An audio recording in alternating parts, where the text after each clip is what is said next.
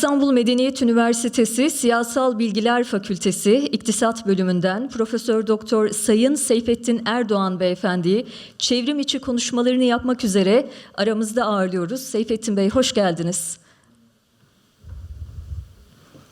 Konuşmalarıyla Seyfettin Bey bize çevrim içi olarak katılacak. İyi dinlemeler diliyorum. Selamünaleyküm. Hayırlı günler diliyorum herkese. Sabahın feyzi, bereketi üzerimize olsun. Üzerinize olsun inşallah. Öncelikle teşekkür ediyorum bu kongrenin düzenlenmesinde. Emeği geçen herkese saygılarımı arz ediyorum. Allah inşallah hayırlara vesile etsin. Özellikle İttihad-ı İslam konusunda farklı disiplinlerin, farklı bilim adamlarının farklı görüşleri olduğunu biliyoruz, takip ediyoruz. Ben bir iktisatçı olarak ve bir üniversite hocası olarak somut olarak acaba nasıl bir öneri geliştirebilirim diye zaman zaman düşünüyorum. Özellikle eğitim sahasında ve ekonomi sahasında işbirliklerinin geliştirilmesi, güçlendirilmesi son derece önemli. Yani İslam ülkeleri arasında işbirliğinin kuvvetlendirilmesi ve güçlendirilmesi, sürdürülebilir bir zeminde ilerlemesi için özellikle bilim, teknoloji, eğitim ve ekonomi sahasında çok sağlam ilişkilerin geliştirilmesi şart. Yoksa sadece söylem bazında ve hamaset tarzı söylemlerle uzun vadeli bir ilişkinin tesis edilmesi çok zor olur. Dolayısıyla İslam ülkelerinin ve İslam dünyasının içine girmiş olduğu krizin aşılması ve ilişkilerin daha sağlam zeminlere oturtulması için özellikle bizim uzun zamandır üzerinde düşündüğümüz birinci önerimiz İstanbul'un bir bilim ve finans merkezi haline getirilmesi projesinin ivedilikle hayata geçirilmesi lazım. Aşağı yukarı 15-20 yıldır, belki daha fazla oldu. Biz bu düşüncemizi farklı platformlarda dile getirmeye çalışıyoruz. Eğer siz toplumların değer yargılarını, bilinç düzeylerini ve şuur kapasitelerini etkileyebiliyorsanız o zaman o toplumları rahatlıkla yönetebilme şansınız söz konusu olur. Kapitalist dünyadaki sermayedarlar bizim tüketim kalıplarımızı, üretim kalıplarımızı, düşünce tarzımızı, bilim yapma tarzımızı hemen hayatımızın her tarafına rahatlıkla girebilme şansı elde ettikleri için bizi kendi çıkarları doğrultusunda rahatlıkla yönlendirebiliyorlar. İstanbul'da büyük bir üniversiteye bağlı da olabilir. Ama benim görüşüm yeni bir üniversitenin veya yeni bir bilim merkezinin kurulması, tesis edilmesi. Bu bilim merkezinin birinci önemli işlevi İslam ülkelerinden gelecek çok kaliteli gençlere doktora ve post doktora eğitimi vermek. Yani öncelikle hem Türkiye'deki bilim adamlarının yetiştirilmesi, yani Türkiye'de bilim adamlarının işte farklı ülkelere gidip İngiltere, Fransa, Almanya'da eğitim görmesi çok kulağa hoş geliyor ama çoğunlukla yurt dışına giden bilim adamı adaylarının çok kaliteli üniversitelerde eğitim yapmadığını, çok güçlü doktora tezleri yapmadığını ve çok güçlü yayınlarla ülkemize dönmediğini görüyoruz. Mutlaka iyi üniversitelerde vardır ama çoğu zaman yapılan doktora tezlerine baktığınız zaman yani onları ülkemizde belki kabul bile etmezsiniz o doktora tezleri ve çok büyük kaynaklarla biz gençleri yurt dışına transfer ediyoruz. Ve yurt dışına giden gençler oralarda maalesef çok ciddi şekilde takip edilmedikleri için çok ciddi sıkıntılarla karşı karşıya kaldığımızı geçmiş 20-25 yıllık tecrübemiz gösterdi. Öncelikle bu bahsettiğim doktora yapma veya bilim merkezi olarak ifade ettiğim üniversite veya bilim kurumunda Türkiye'nin üniversitelerinin bütün bilim adamı yetiştirme ihtiyacı buralardan karşılanması lazım. Ve bu üniversitede veya bu merkezde hem sabit öğretim üyeleri olması lazım hem de gerek yurt içi veya yurt dışında part-time çalışacak alanında en kaliteli evrensel standartlara sahip bilim adamları burada istihdam edilebilir. Örneğin bizim burada açacağımız bir doktora programında hem İstanbul'daki bir üniversiteden belli standartları aşan öğretim üyeleri eğitim verebilir. Ve o alanda çok yetkin bir bilim adamı varsa, örneğin işte Kars'ta olabilir, Van'da olabilir, ne bileyim Şırnak'ta olabilir ve Kocaeli'de olabilir. Onların da gelip bu eğitim programına katkı vermesi, sağlaması lazım. Ama burada yani ahbap-çavuş ilişkisi veya tanıdık eş dost değil, belirli bir akademik reputasyon, akademik seviyeyi aşmış bilim adamlarından destek almak lazım. Örneğin işte uluslararası düzeyde yayınları olan, işte H endeksi, WOS H endeksi işte bir sınır koyabilir. Bu sınırı aşan öğretim elemanlarının gelip ders vermesi sağlanabilir.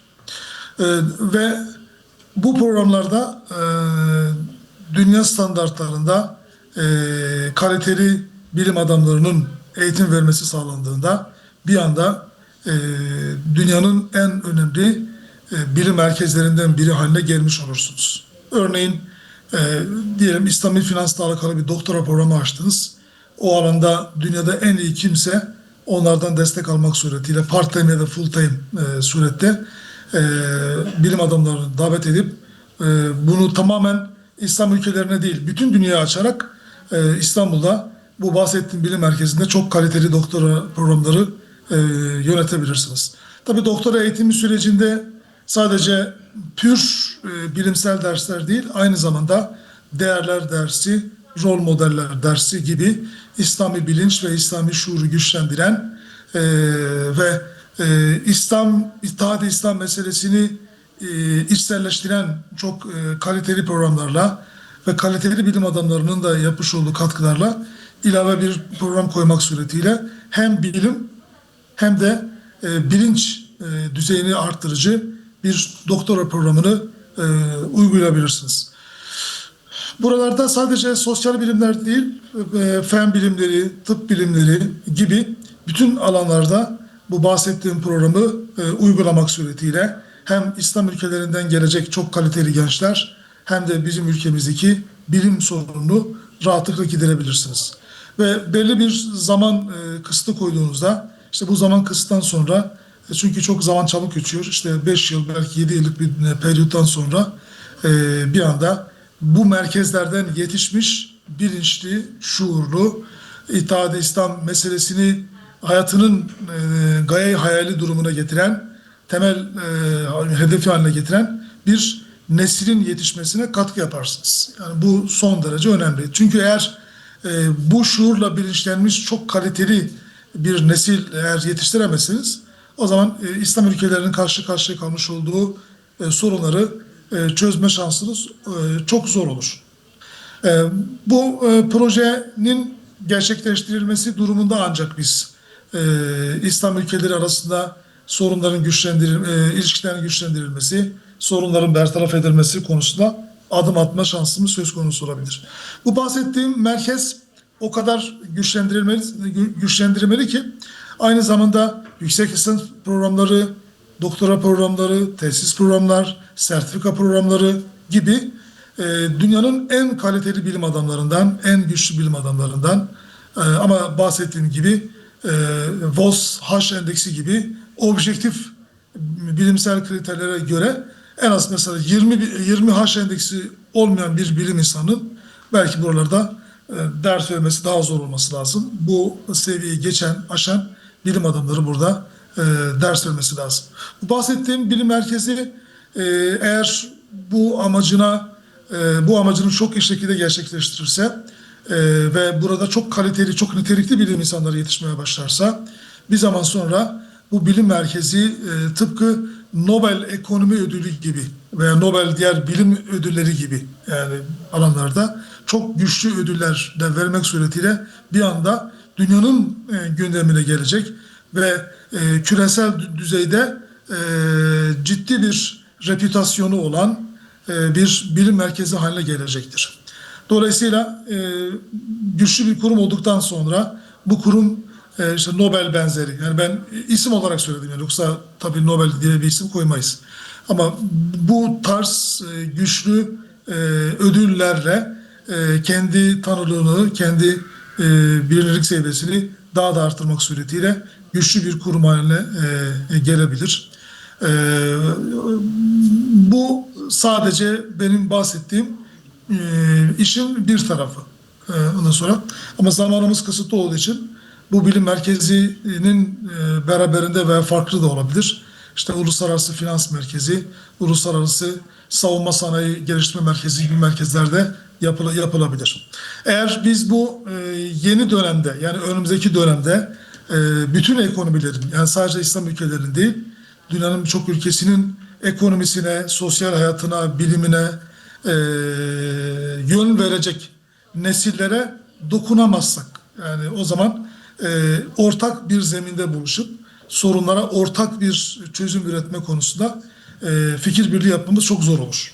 Dolayısıyla bu bahsettiğim proje kapsamında hem çok kaliteli bir bilim merkezi inşa edeceğiz, hem de aynı zamanda bu bilim merkezine yetişen kaliteli beyinler sayesinde uluslararası düzeyde işbirlikleri geliştirme şansı elde edebileceğiz. Eğer biz bunu sağlarsak, biz bunu tesis edebilirsek, o zaman gerçekten küresel düzeyde ve yani uluslararası düzeyde İslam ülkeleri arasında ciddi bir ilişki tesis etme şansımız söz konusu olabilir. Biz bu görüşümüzü sunarken işte bazı akademisyenler işte hocam ilkokul, ortaokul ve lise döneminde de bu işleri yapmak lazım. Tabii ilk orta lise döneminde uluslararası düzeyde çok kolay değil bu işler. Belki her bir ülkeye bu manada danışmanlık yapmak suretiyle ülkelerin milli eğitim modeline de müdahale edebiliriz. Şu anda işte birçok ülkede belki bu marif modeli çerçevesinde katkılar yapmaya çalışıyoruz. Bu da işi tamamlayan bir süreç ama ülkelerin ekonomisine yön veren, o ülkelerde belki üniversite yöneticiliği veya bürokraside çok üst düzey görev alacak insanları bu merkezde yetiştirebiliriz. Yani bu merkez sadece doktora düzeyinde eğitim veren bir kurum olarak düşünülmemesi lazım.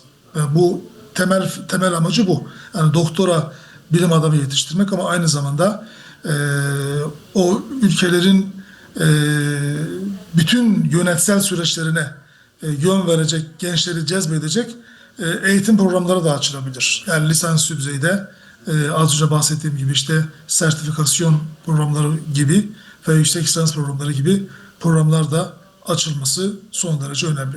Yine bu enstitü veya merkez ve üniversite ne derseniz deyin bünyesinde açılacak çok güçlü ülke uzmanları birimi olması lazım. Yani bu çok önemli bir alandır. Şu anda bence İslam ülkeleri içerisinde ülkemiz de öyle. Ülke uzmanlığı konusu çok ihmal edilmiş bir konu. Mesela batılı ülkelere baktığımız zaman örneğin İngiltere veya başka ülkelerde örnek verilebilir. Çok güçlü ülke uzmanları vardır.